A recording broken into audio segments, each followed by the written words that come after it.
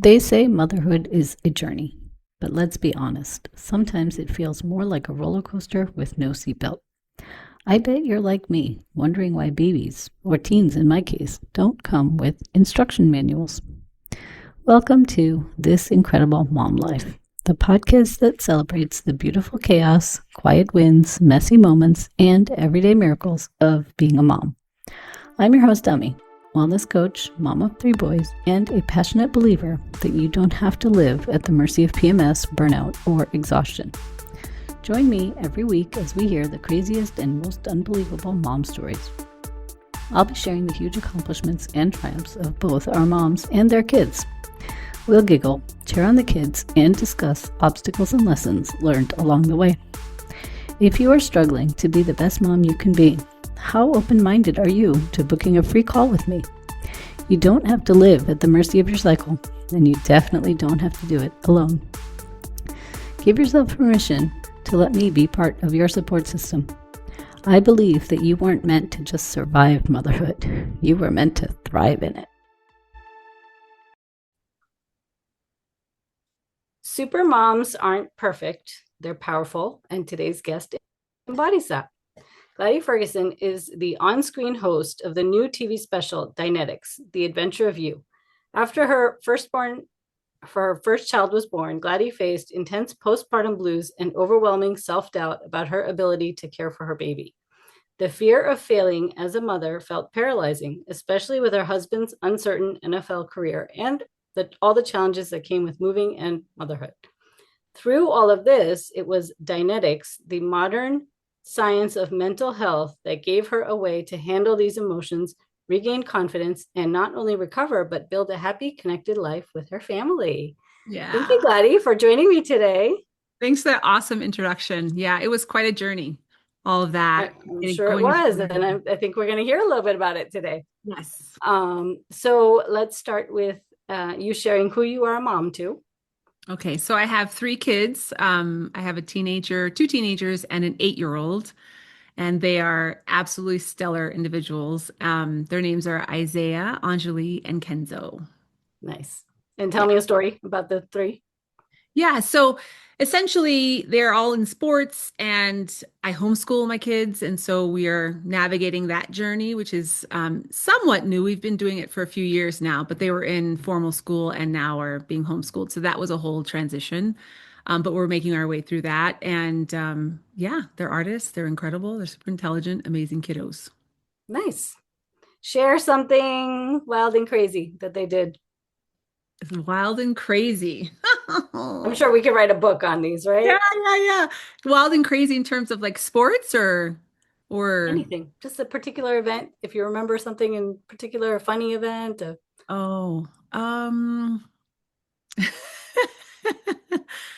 a good question. A challenging morning to get everyone out the door, whatever.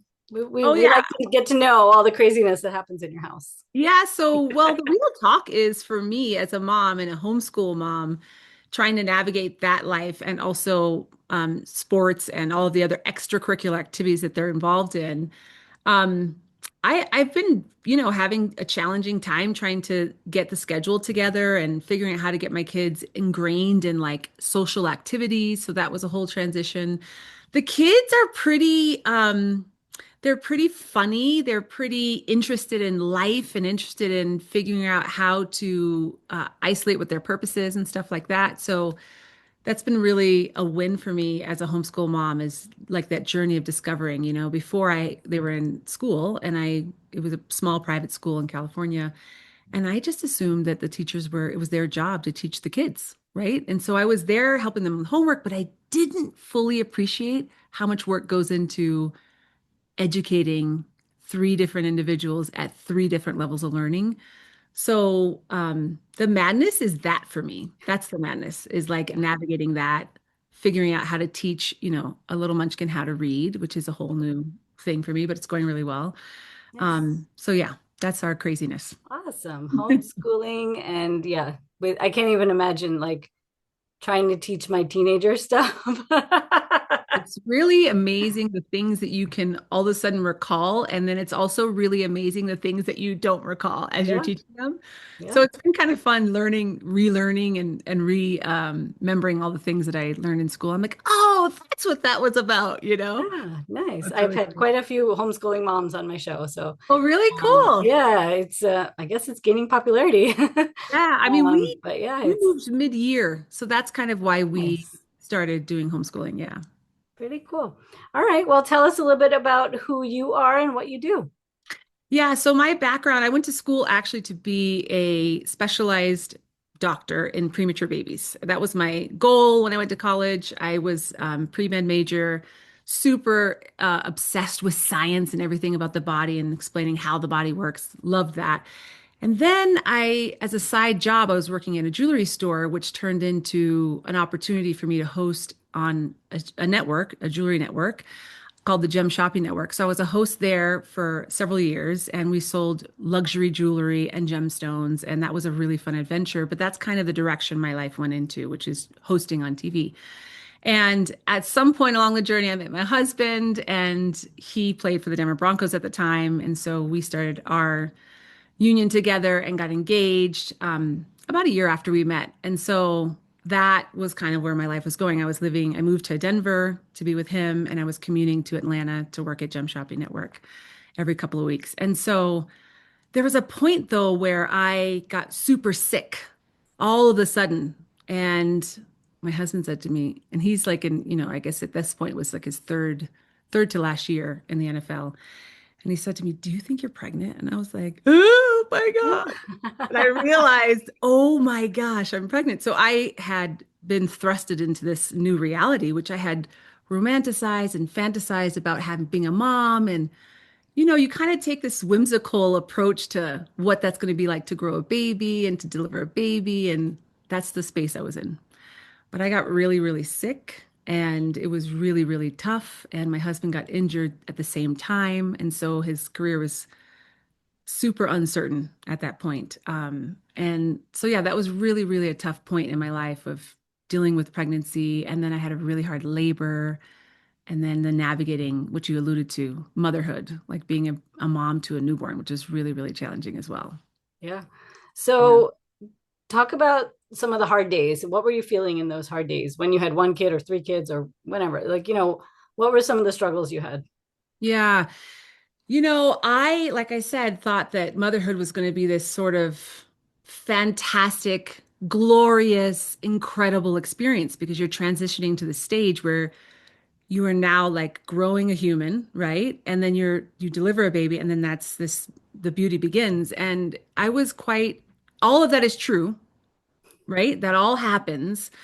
But I was really sideswiped and shocked at how sick I was. I immediately had to stop working. I couldn't commute and I couldn't Mhm. keep food down. I don't know if you ever experienced pregnancy sickness before, but it was brutal. And I just didn't know. I had this weird thought that I wasn't going to like make it. And I couldn't explain it. It started sort of peaking when I was pregnant and I got a medication for the nausea, the extreme nausea. And I said, if I feel like I'm gonna die, I will take this medication because I was really against like taking medication while I was growing a baby and I just didn't know the interactions and all that. And so I didn't wind up taking it, but it was just this weird gnawing thought that persisted through my pregnancy. And then I got to the point of delivering and medically I was boring. Like there was no reason for me to worry about passing away in childbirth or anything like that. So I went to the hospital, labor started. I'm like, okay, I'm going to meet this cool being. And like, it's really exciting, except it's all new, right? And so I had my birth team, I had my birth plan, I had everything laid out that I had decided to do, as you do when you're a new, right, going into parenthood, a new mom.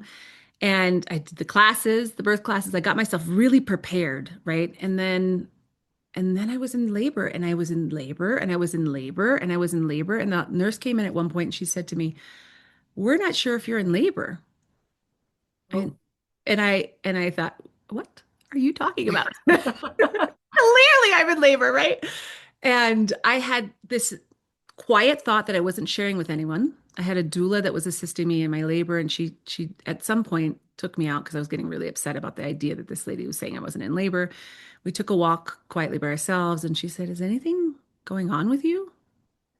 And I like had this thought was like just sitting there. And I said, "Well, I'm just not sure if I'm going to survive labor." And as soon as I said that, like I had an instant relief just being able to share that with somebody, but it didn't go away, you know? Mm. So they sent me home and I progressed, labor happens. Labor happens, labor happens, whether you wanted to or not, labor happens. So I was at home, we labored at home and I got through that part and then I went to the hospital and delivered Isaiah. But I didn't understand that. I couldn't source it. I couldn't figure out why I had this idea. There was no medical issue going on with me at the time, but I just had this gnawing idea, so much so that it slowed my labor down and I was sent home because I fully believe that that's the reason why my labor stalled. Yep. And so I had a new baby, 11 hours, 11 hours old. I come home, I'm trying to nurse and figure all of that out. And then my milk supply was not working. Like I just didn't, I was stressed, obviously, right? And so my milk supply was not as high as it should be, and my son was losing weight and not gaining weight, which as a with a new mom is a big deal. And so they were like, "Well, you need to put him on formula." And I was like, "No!" Like I had built up this idea of nursing my kids, and like, I just wanted to do it that way. And so we figured it out, but I couldn't escape this cloud of like, I'm not going to make it. And then when I had him, it was I'm not sure if I can keep him. I can't even keep my own kid alive through nursing that. Like this I had weird, the same thing. really, Yeah. it was so frustrating. And I couldn't see outside of it. I couldn't see beyond it. And my husband, my poor husband, would just sit there and bring me food and he'd support me Yeah. the best he could. But I was in this mental torture, really, Yeah. It's a really big loss, the idea that you can't keep your kid alive. And he Yeah. was, I went through that too. oh, Um, I was only like, I don't know, he was nursing like every hour and a half. And I was so yeah, adamant about breastfeeding. I was like, no, no formula, no formula. Same like you. yeah, yeah, And then eventually when I started pumping, it was like an ounce and a half. I was like, same. that's all I get pretty much. Yeah, Um, yeah, so I know a lot of moms go through that kind of survival mode, a yeah, lot of questions, a lot of fears. right. How did you come out of that? Yeah, so I reached for all the resources I had access to at that time, which was going to see a lactation consultant, talking to La Leche League, which is a volunteer organization that supports moms who are breastfeeding, which was immeasurable in terms of like functionally getting my milk supply up and figuring that out. I wound up getting donated milk from the hospital. I purchased it and they sterilize and do all the things that they do. And so I was able to, with tubes and contraptions attached, I was able to feed my kid just breast milk. So I was able to get that goal accomplished. But at some point after I navigated my way through that the early days of having a newborn, I discovered Dianetics. Dianetics is a technology, and there's a book called Dianetics, The Modern Science of Mental Health. It was written by Hubbard. And it's a technology that really, he explains how the mind works. He explains that there's an analytical aspect of the mind, which is what we use every day to figure out problems, to estimate how much effort it takes to open a door or lift weights or whatever it is that you're doing. That's the part of the mind that we all know. But you may have heard about it, and you certainly may be aware of this subconscious mind. We've all heard whisperings like, what is the subconscious mind? Oh, it's the part of the mind that's recording at all times, right? So in Dianetics, L. Ron Hubbard codifies this and really explains this and researches this part of the mind. He calls it the reactive mind. So Mhm. this is the area of the mind where all pain, loss, and trauma is stored. And why that is so significant is once you realize that this is the source of your unwanted emotions, irrational behaviors, irrational thoughts, anxieties, fears, anything that you have in your life that you're not able to control, that is aberrated, comes from this part of the mind. Yep. And just reading the book, I'll show you the book. This is the book. Just reading the book was incredible because I could all of a sudden source and go, Yeah. that's why I had that thought that was Yeah. just lingering and I couldn't explain it, right? And so that was very relieving just to discover the technology and the data about how my mind works, how our minds work, where does this aberration and odd things that come up if you wake up in the middle, of the night, like my kid sometimes, my little kid, he'll wake up with nightmares. Yep. And I'm like, what is going on? You know? And so it's really nice to be able to categorize and go, that's what that's from.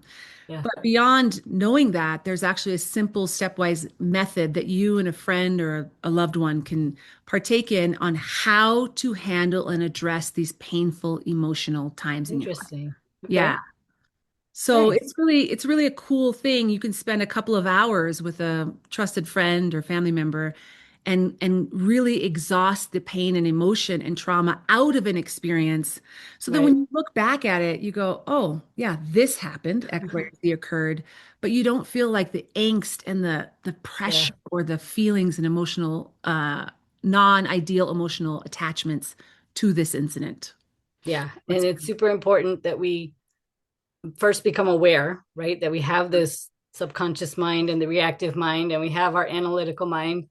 And I know I've heard this too. It's like 80% of our days just comes from the subconscious, right? Like we're like kind of on autopilot and we're just doing the same things over and over again. We see patterns being repeated in right? life, in relationships, in careers, right? So it's Yeah. definitely there. I've definitely heard of it, in this different sense. But so how can we change the way we think?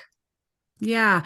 I mean, I think understanding how the mind works is a big deal, right? Like with anything you're learning that's new, for me, when going into motherhood, I did the classes on childbirth and how I'm supposed to breathe. I took CPR classes. I did all the things to handle my body. I just didn't realize the mind was going to impinge itself on that Yeah. experience for myself, right? Until I was in it. And so I think knowing how the mind works is really important because it's part of who we are. Dianetics is defined as what the mind or soul is doing to the body. So if you can, ideally, if you can navigate and control or isolate what is impacting you negatively, the mind is how it's impacting you negatively, and get control of that and handle it, I think that's the best thing to do. And that's for anything. Like, I'll Yeah. give you an example. I don't know if you've ever met anybody or interacted with someone who's afraid of dogs, like really afraid of dogs. And perhaps, have you ever interacted with anybody who's have a weird fear like that, like of dogs or Me. cats? Yeah, okay, good. Okay, good.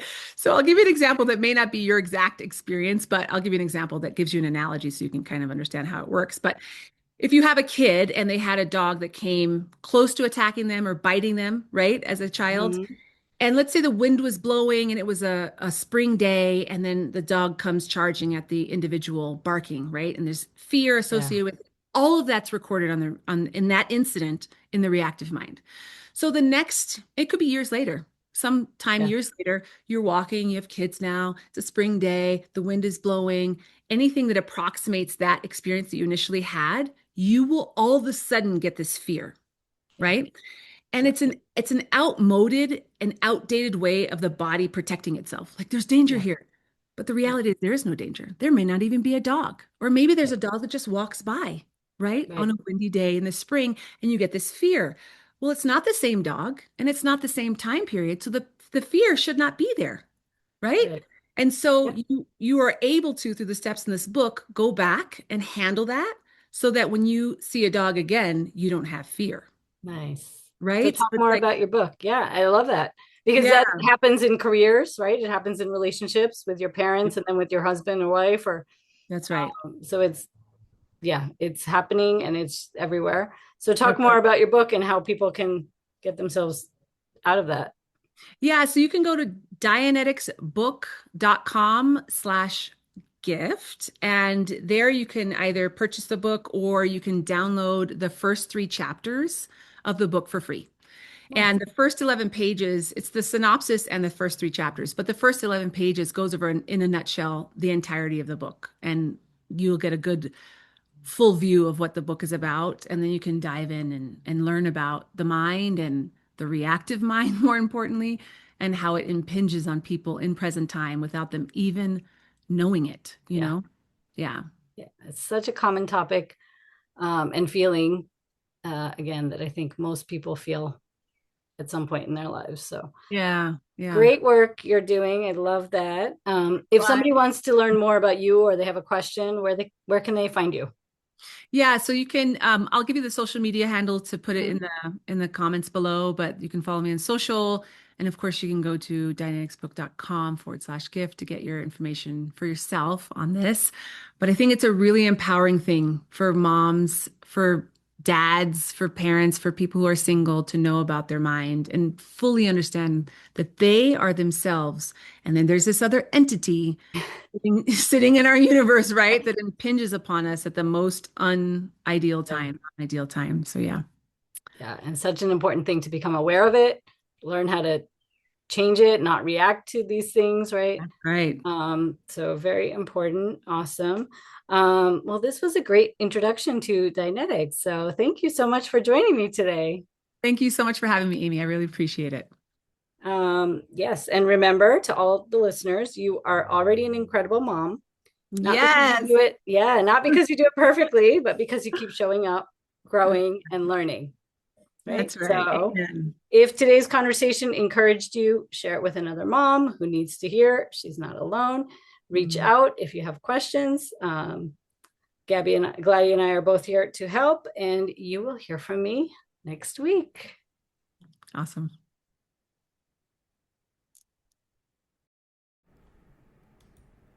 Are you struggling to be the best mom you can be? Are you fatigued, overwhelmed, and stressed out? Are you losing precious time with your family because of PMS? If so, sign up for my free gift on how to start living in tune with your monthly cycle. The link to get it is in the show notes below. Use this guide to help you start to eliminate your symptoms of PMS, increase your energy, reduce stress, and fully enjoy this incredible mom life. The way I see it, you have 3 choices. You can try to figure it all out on your own. You can do nothing and stay where you are, or you can get the customized guidance you need to thrive as a mom. The choice is yours. Thanks for listening to today's episode. I hope you learned something from these stories. If you enjoyed this show, please make sure to subscribe, rate, review, and share this podcast. It really helps this show grow. If you have a mom story you would like to share, click on the link in the description below on becoming a podcast guest. Remember, the content on this podcast is for general information only. It does not replace any medical advice given by your healthcare providers. Please check with your doctor if you have any questions about your specific condition and before starting any new diet or exercise regimen. Thank you, and you will hear from me soon.